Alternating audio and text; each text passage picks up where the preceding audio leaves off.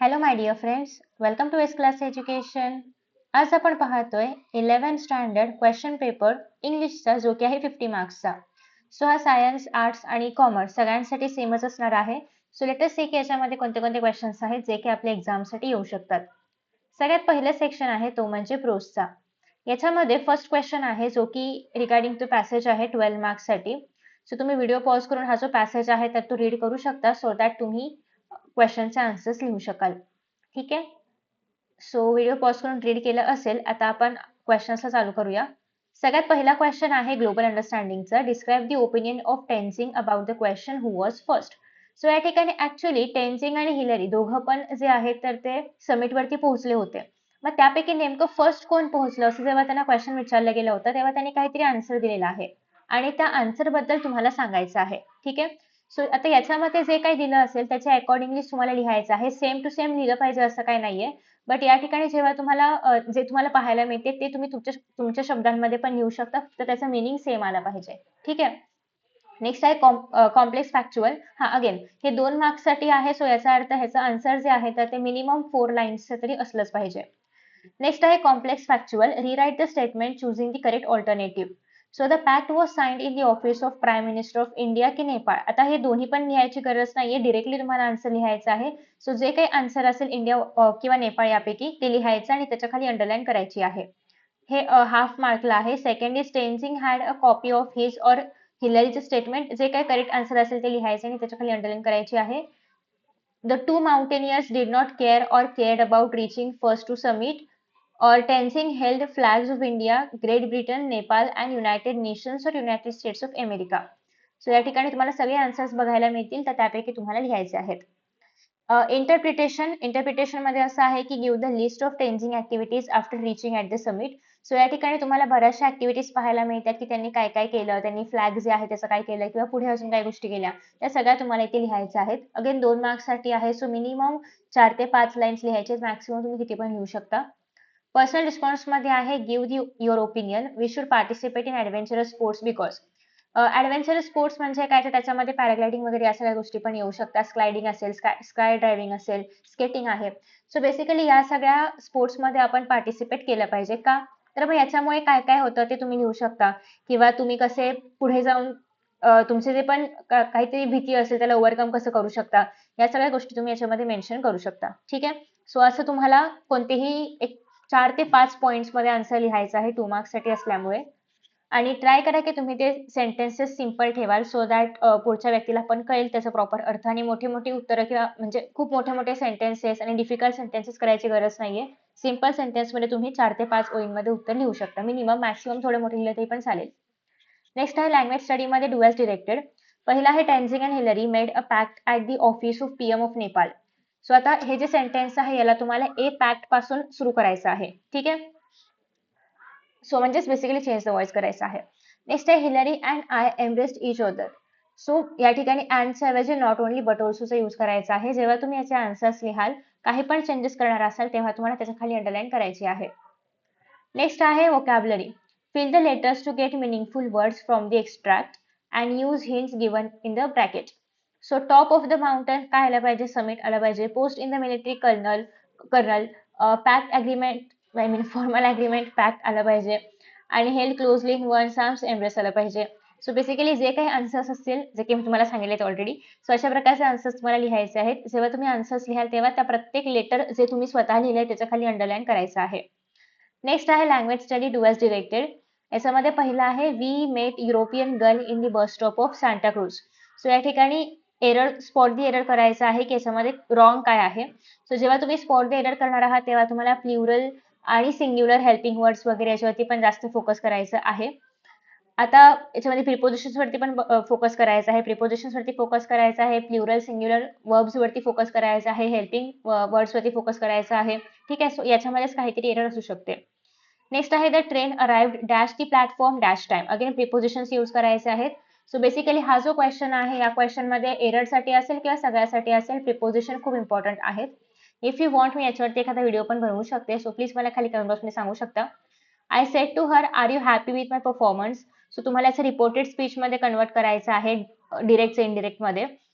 याच्यावरती मी already video upload केलेला आहे, प्लीज चेकआउट करा. ठीक आहे.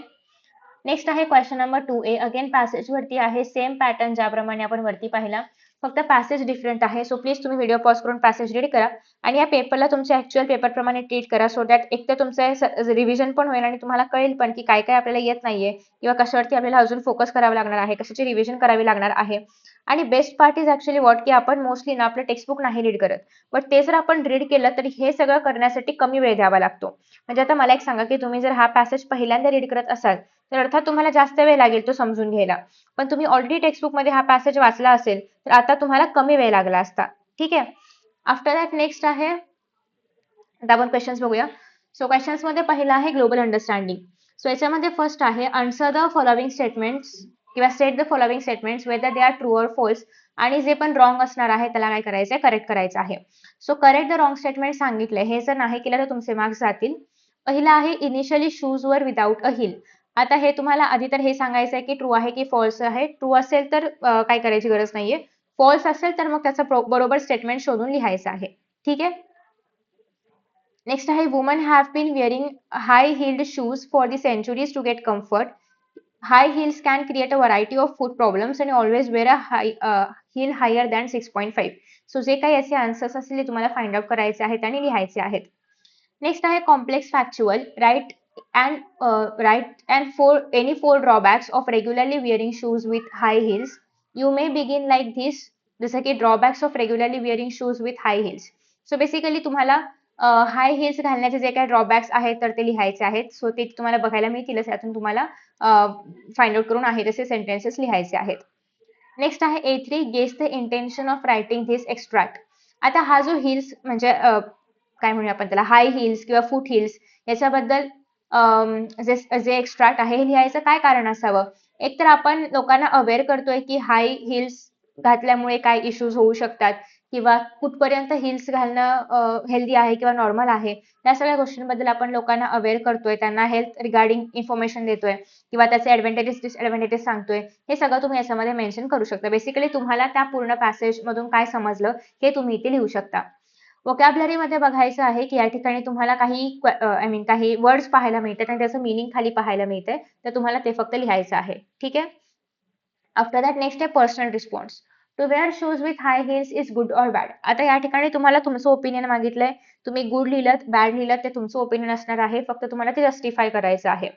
जर तुम्हाला असं वाटतंय की हाय हिल्स घालणं गुड आहे तर का गुड आहे, आणि जर बॅड आहे असं वाटतंय तर तुम्हाला बॅडचा आन्सर तसं पण पॅसेज थ्रू मिळेलच की कशामुळे आपण असं म्हणतोय बॅड आहे. ते सगळे जे पण डिसएडव्हान्टेजेस आहेत किंवा जे पण आजार आहेत ते तुम्ही लिहू शकता आणि मग तुमचा आन्सर इथे बनेल.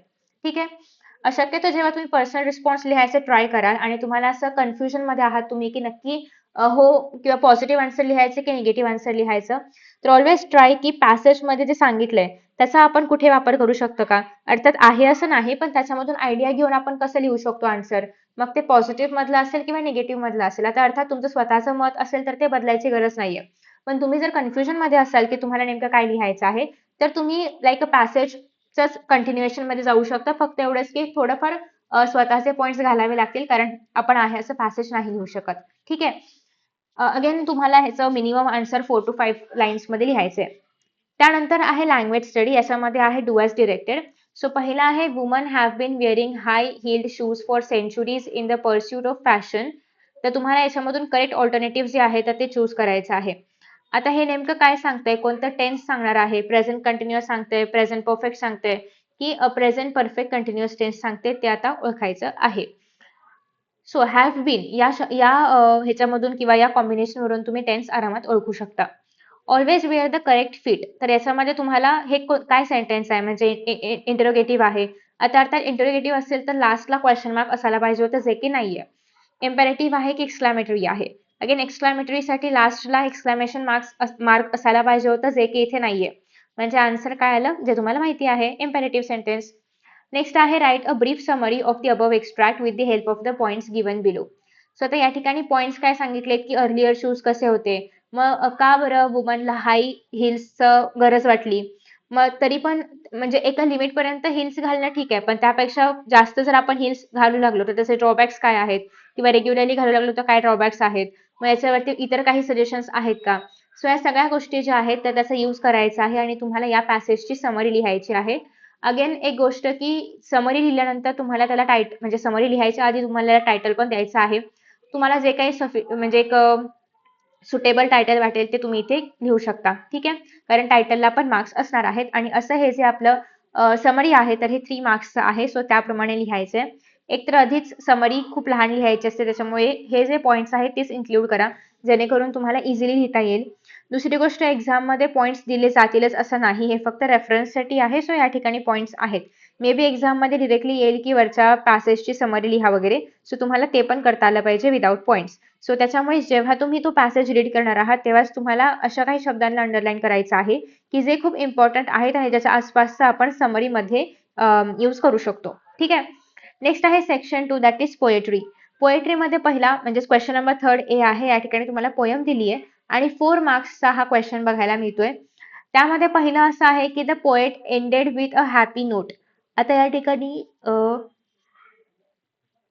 येस, सो तुम्हाला या ठिकाणी पूर्ण पोयम बघायला मिळते आणि एंड जो केलेला आहे तर तो हॅपी नोटने केलेला आहे. तर ते असं का केलेलं आहे किंवा ज्या लाईन्सने ते केलंय ते लाईन्स तुम्हाला लिहायच्या आहेत आणि त्याच्या खाली त्याचं मिनिंग लिहायचं आहे. सो ऑफकोर्स रिझन क्लिअर होईल की त्यांनी असं का केलंय. ठीक आहे. पर्सनल रिस्पॉन्स मध्ये आहे trees attract birds and insects. तर आता हे तुम्हाला एक्सप्लेन करायचं आहे की असं का होतं. एक तर पहिली गोष्ट आहे, इन्सेक्ट्स मोस्ट लीफ फुलांकडे वगैरे अट्रॅक्ट होतात ते नेक्टर खाण्यासाठी किंवा घेण्यासाठी. आणि दुसरी गोष्ट जे आहे जे बर्ड्स आहेत किंवा जे अॅनिमल्स आहेत त्यांना पण फ्रुट्स हवे असतात, त्यांना पण काहीतरी खाण्यासाठी हवं असतं, जे की त्यांना प्लांट्स प्रोव्हाइड करतं. दुसरी गोष्ट असं आहे की फ्रेग्रन्स असेल फुलांचा, त्याच्यामुळे पण ते इन्सेक्ट्स वगैरे अट्रॅक्ट होतात. सो बेसिकली बऱ्याचशा गोष्टी या ठिकाणी तुम्ही लिहू शकता. ठीक आहे. त्याच्यानंतर नेक्स्ट आहे क्वेश्चन नंबर 3B. 3B मध्ये काय सांगितलेलं आहे, अगेन 4 मार्क्सचं आहे. तुम्हाला हे पोएम रीड करायचं आहे आणि मग त्याच्या अकॉर्डिंगली तुम्हाला खाली अप्रिसिएशन लिहायचं आहे. आता बघा या ठिकाणी कुठेही पोएमचं नाव किंवा पोएट नाही दिलंय आणि त्याच्यावरती क्वेश्चन पण नाही विचारला जात. But if possible please try करा की तुम्ही पोएम्स पण आधीच रीड करून जाल. कारण पॅसेजचं तर ठीक आहे की आपण वाचून समजून घेऊ शकतो की याचं मिनिंग काय आहे. पण बऱ्याचदा पोएम मध्ये हे इझिली करणं शक्य नसतं, कारण पोएम मधली लँग्वेज साधी आणि सरळ नसते. ठीक आहे. सो त्यामुळे प्लीज एक्झामच्या आधी ऍटलिस्ट एकदा दोनदा तरी तुम्ही सगळ्या कविता ज्या आहेत, सगळ्या पोएम्स ज्या आहेत तर ते रीड करणार आहात आणि ते अंडरस्टँड करून घेणार आहात. आता या ठिकाणी थीम मध्ये तुम्हाला फुल पोएमचं जे काही एक्स्ट्रॅक्ट आहे की पोएम कशावरती बेस्ड आहे ते लिहायचंय. बी मध्ये आहे पोएटिक डिव्हाइसेस. आता या ठिकाणी कोणता राईम स्कीम यूज केले ते लिहायचंय. आयट्रेशन आहे का, पर्सोनिफिकेशन आहे का, किंवा जे काही असणार आहे त्या त्या पोएम नुसार तर ते. आणि इवन आफ्टर मेन्शनिंग की कोणता फिगर ऑफ स्पीच आहे किंवा कोणतं पोएटिक डिव्हाइस आहे, त्यानंतर तुम्हाला खाली एखादी ओळ पण लिहून त्याचा ॲज अ एक्झाम्पल देऊ शकता तुम्ही. ठीक आहे. नेक्स्ट आहे स्पेशल फीचर्स. आता स्पेशल फीचर्स मध्ये काय येऊ शकतं की पोयमची लँग्वेज सिम्पल वगैरे आहे का, किंवा पोयम काही त्याचं स्पेशल फीचर लाईक ते ह्युमरस आहे का पोयम, किंवा त्याचा जॉनरा कोणता आहे ते लिहू शकता. त्यासोबतच काय मोरल्स किंवा काय व्हॅल्यूज याच्यामधून दिलेल्या आहेत. Your opinion about the poem मध्ये तुम्ही हे सांगू शकता की तुम्हाला ती पोएम आवडली आहे का, आवडली तर हो म्हणजे का आवडली, किंवा नाही आवडली तर का नाही आवडली. या सगळ्या गोष्टी ज्या आहेत त्या तुम्ही याच्यामध्ये लिहून घेऊ शकता, आय मीन लिहू शकता. ठीक आहे. आफ्टर दॅट नेक्स्ट आहे रायटिंग स्किल. आता रायटिंग स्किल मध्ये तुमच्याकडे खूप सारे ऑप्शन्स आहेत. For example question number 4A जे आहे याच्यामध्ये एक तर पहिला आहे की तुम्ही ईमेल वगैरे लिहू शकता. ठीक आहे. सो आता इथे बघा, write an email to your friend who has not contacted you for a long time. आता या ठिकाणी तुम्हाला ईमेलचं फॉर्मॅट पण दिलंय की म्हणजे आधी तर तुम्हाला हे सगळं असं ड्रॉ करायचं आहे तुमच्या आन्सर शीट वरती, आणि या ठिकाणी हा जो स्पेस आहे हा तुम्हाला एक्सटेंड करायचा आहे आणि सगळा निबंध तुम्हाला याच म्हणजे सगळा ईमेल तुम्हाला याच्यामध्ये लिहायचा आहे. ठीक आहे.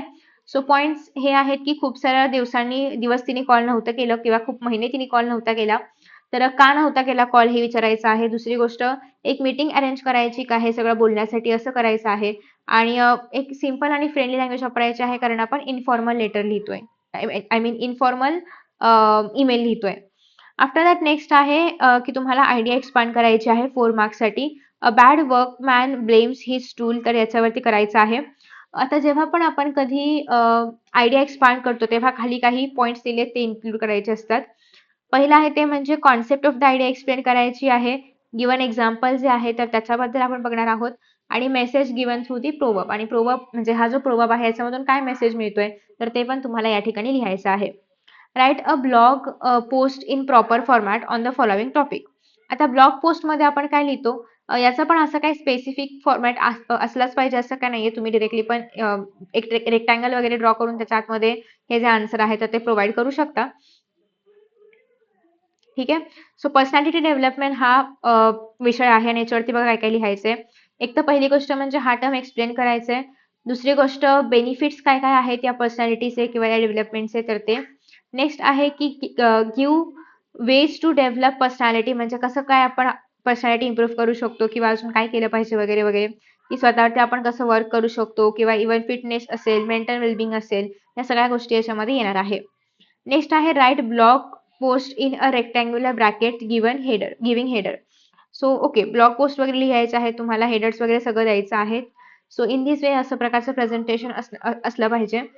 आफ्टर दॅट नेक्स्ट सेक्शन आहे तो म्हणजे ड्रामा सेक्शन. अगेन ड्रामामध्ये तुम्हाला क्वेश्चन्स काय काय विचारलेले आहेत बघा. क्वेश्चन नंबर 5 मध्ये आहे तुम्हाला 1 ऍक्ट प्लेचे कोणते पण 2 फीचर लिहायचे आहेत. हा झाला तुमचा फर्स्ट क्वेश्चन जे की 2 मार्क्स साठी आहे. याच्यामधला सेकंड क्वेश्चन आहे MCQ. तर choose the correct opinion that properly explains the concept plot. So plot म्हणजे काय बघा, या ठिकाणी 4 ऑप्शन्स आहेत जे करेक्ट असणार आहे तुम्हाला सांगायचं आहे.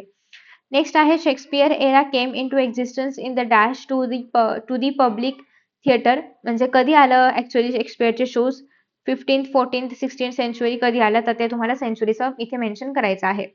सो इन दिस वे आपण इंग्लिशचा हा सेमिस्टरचा एक्झाम पेपर पाहिलेला आहे आणि आय होप की तुम्ही माझ्याबरोबर सॉल्व्ह केला असेल आणि तुम्ही याची प्रॅक्टिस नक्की कराल सो दॅट तुम्हाला पण जास्तीत जास्त मार्क्स मिळतील. So thank you so much for watching this video and see you in the next video. Bye bye.